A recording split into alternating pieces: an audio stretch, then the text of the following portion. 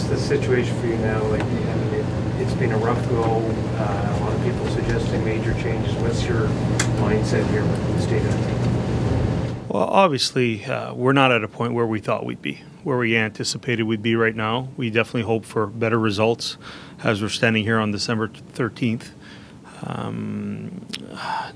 To me, are we out of it? No. Are we just going to trade everyone? No.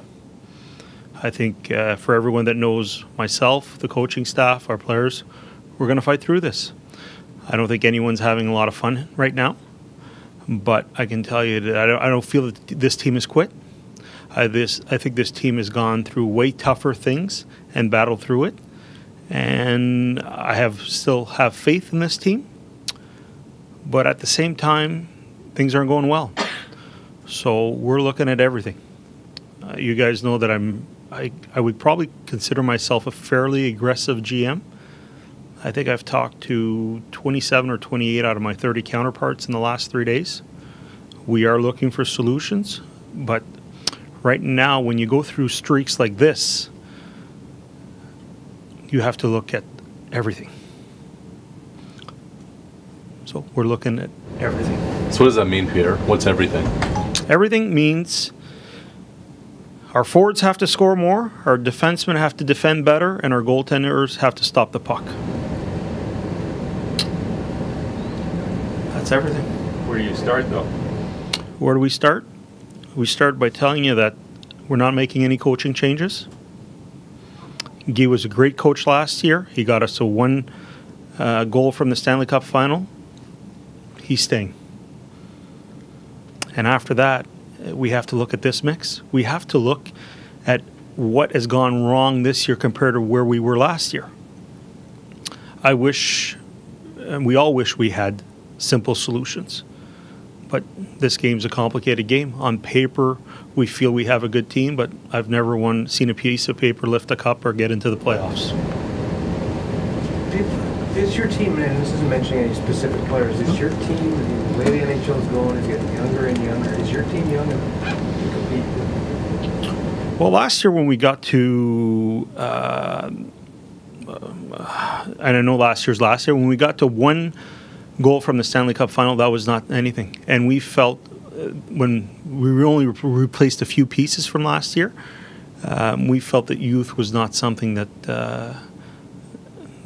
was something that would hinder our performance this year. I think in Canadian markets, people get excited about prospects and young kids, but at the end of the line, those kids sometimes need to learn to make their mistakes in the American League, where I probably don't throw a water bottle or punch the wall when we lose. So at the same time,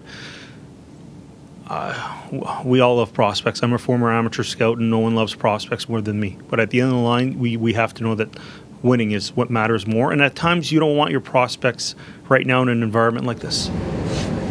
Kyle Turris had a comment today where he says, it's tough because I think management did want to sign me, but I think that the owner didn't, and that was his decision. How do you reply to that? And did Eugene not want to re-sign him? Everything in the hockey department goes through me, not through Mr. Melnick. You know what? We made a decision here. Obviously, we talked about it when we made the trade. We wish Kyle the best of luck. He's a great human being. The contract that he signed with them, he wouldn't take it with us. It's as simple as that. And you know what? Pierre Dorion makes hockey decisions. I get great support from Mr. Melnick, but Pierre Dorion makes hockey decisions. Do you worry about being emotional to make a deal now, as opposed to try and fix things right now, as opposed to taking a step back and looking at the bigger picture? Actually, Lee, that's a good question. Because everyone knows that I care a lot about this hockey team. To me, you know, besides family, this is the most important thing.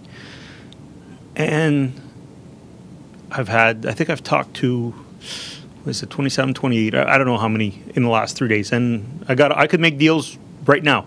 I could have made a deal about 3 minutes ago before I stepped in here. I was talking with another GM. But just to make a deal is not the path that we're going to go down to. I don't feel it'd be the right thing.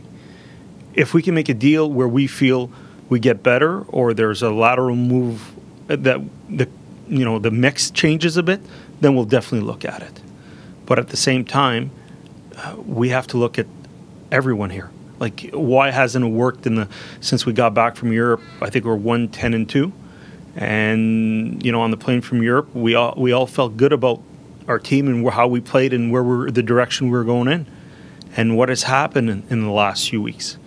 And I think the blame falls on everyone. It falls on the players. It falls on me, because I'm at the head of the hockey operations, and it's not where we want it to be. But we're not quitting. We're not trading away people just to trade them away. We're going to keep fighting, and that's the way we are here. Pierre, je te ferai pas répéter les 5 dernières minutes en français, mais peux-tu me répéter que tu es à la recherche de solutions, puis c'est pas en mettant Guy à la porte que ça va être la solution? Non, on n'a aucune intention de faire un changement d'entraîneur. Guy est un très bon entraîneur. Lui et tout son groupe d'entraîneurs ont fait un excellent travail l'année passée. Donc, c'est pas dans cette voie-là qu'on va aller. Je pense qu'on tourne un peu la solution à l'interne, mais en même temps, il faut qu'on regarde le mix de joueurs qu'on a. Est-ce qu'à ce point-ci, est-ce que tu écoutes des offres pour tous les joueurs ou il y en a? Il n'y a tout simplement pas d'écoute de ta part? J'écoute des offres pour tous les joueurs. Want me to answer that in English? I think I wouldn't be doing my job if I didn't listen on offers on every player. Instead of being the elephant in the room, I'll address it. Obviously, there's been reports. Yes, we have everyone's trade list. We've had everyone's trade list for a long while. In saying that, it's our wish, all of us, for Erik Karlsson to be here for the next 10 years. It'll be the first time you ever say that you're listening to offers. I'm used to be that he was pretty much an untouchable, and he could go on the record with the. Hey, just like I said, Sylvain, I totally understand. But if an opposing team phones you and makes you an offer you can't refuse, all I know is I'm a hockey buff history. If Wayne Gretzky got traded, I think any player in the NHL can get traded. So at the same time, we love Erik Karlsson. We understand that he went through a pretty serious operation. His conditioning is, I think, finally getting to the level where it needs to be.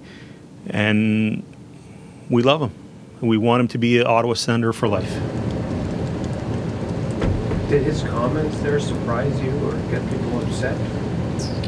Didn't get me upset, but I did talk to him about it. As I talk to other players when they say stuff that you want an explanation for. And Erik made it very clear in his conversation that he wants to be in Ottawa, but I'd rather you hear it from him. And he loves Ottawa. Ottawa is where he met his wife, where hopefully his first newborn will be born. So, but I have meetings with other players too. How much of the team's problems over the last few weeks do you think can be attributed to the fact that he's not healthy? How healthy is Erik Karlsson in your mind? Well, it'd be foolish for me to say, Dan, that he's at 100%, because then I think I'd be lying to all of you. But it was Erik's wish to probably come back in the first game of the year where he would have been closer to 50%, but we felt it wasn't the right thing to do. At some point in time, Erik, at whatever he is, 75, 80, 85%, is better than 90% of defensemen in the league. And we felt at that point in time he could help us. And when a player wants to play and you think he can help you, it's not going to change. So for that, we hope as the season progresses here that he's going to get better and better and better. But it's not just on Erik Karlsson. I think everything that's happened in this losing streak is on every one of us. The hunt for a full-time partner, like he's played with at least 4 or 5 different guys, does that play a factor at all? Does that weigh in at some point? It probably wouldn't be a factor if he was at 100%. But now we're always nitpicking at little things and seeing, well, this guy and this guy's better and this guy's not as good. And to me, it's a pretty good job. You know, if you're Erik Karlsson's defense partner, it's a pretty good job to have in hockey. Do you feel the schedule played a part in this at all? No, not at all. Every team plays 82 games. We have a few more demanding things this year. Obviously, we have the outdoor game Saturday that we're all looking forward to. Nothing will make us happier than beating Montreal, but that's a tough task in itself right now. And going to Europe, I think, was a great team bonding. Obviously, we had 4 or 5 days off, or 4 days off after we came back, so we felt we had time to recoup. Obviously, we're probably not used to traveling as much as Colorado, so probably affected us more being on the eastern border and how our travel is, but not an excuse. I think the outdoor game, could it come at a good time for you just because it is a little bit of a different... all I know is the first outdoor game I was working for Montreal, and it turned their season around, so maybe it can do the same thing for us. I think it was in Edmonton that year with the Tukes, and I hope it's cold. And Any further for Pierre? Go ahead. I know it's not really your area, but there's rumors out there that the team has been sold or will be sold or anything. Can you just comment? Not my area. Not my area. I got enough on my hands, Lisa. If you don't know, ask it. Anything I can stay here for another hour and talk. So I have no problems, talking to you guys about how we're doing, what we're doing. You know what? I think last year we had a lot of success. And did the players forget to work? No. I think they're still working. Have the players quit? Not a chance. I can tell that after games when we lose that they're not happy. As far as your question, that's not my domain. Hands full right now. Just trying to get back this on the right track. How hard has this been for you personally to see this downslide go on? Very hard. Very hard. As my son told me the other day, Dad, your level of suckage is high. So you know what? It's not fun when you phone home and you talk to them, and some of their friends are telling them stuff at school, and it's not fun. But you know what? You take this job for the good and the bad. And last year was great, but when the team isn't performing, you have to face the music, and it starts with me. And I have no problems. We've done things, and I stand by every decision we've made. Do I regret some of the decisions we've made? Probably not. Do I probably would change? Yeah, for sure. But when you believe in what you're doing, you have a good support staff around you, you have a good coaching staff, you have players that care, you're going to live with the decisions you made. Personally, like I told Randy today, I said, people used to wave at me on the highway, and today they were giving me different stuff. Well, so it's a great job. It's a great organization. It's great people to work with. I walk in this building and I'm the GM of the Ottawa Senators, and I'm proud of that. But we're not quitting. I can tell you that. There's no quit in me. Pierre, does the GM address the team as a collective or the individual conversations? No, I'm not big on that. That's why we have coaches. Just for history, I've addressed the team before last year, before the first game, and I addressed the team before the first game this year. Last year, before the playoffs, I addressed the whole staff because I thought it was important that everyone had the same goal to try to get us to win a Stanley Cup. But no, we have good coaches, and he speaks way better than me and way longer than me. One more for Pierre? Or not? Is there a mandate to, at some point along here, to start playing some of the younger guys? Just with, like, Thomas didn't play last night, but Harper's been sent back. Like, is there a point that comes that says, okay, you know what, we're going to take a step back and play some of the younger guys here? Two good questions from you, Lee, today. Yeah, I got to say, right now that we're still in it, we're going to go with... I've never just told a coach who to play and who not to play. I don't believe... If I want to do that, then I'll coach. And I don't think none of us want that. But at the same time, when we get to a point and we possibly could be out of the playoffs, not that I want to foresee that point, well, there'll be definitely some changes. And at that point in time, might as well have some of the younger guys do mistakes in the NHL this year while we're out of it and learn and probably build on that for us to get us back in the playoffs the next year. But right now, the coach goes with whomever his best lineup can be. And the coach comes to me at times and he asks me, the decision last night was between Chabot and Harper, and I gave him my 2 cents. But at the end of the day, I always finish, you coach and you decide. And I think that's important.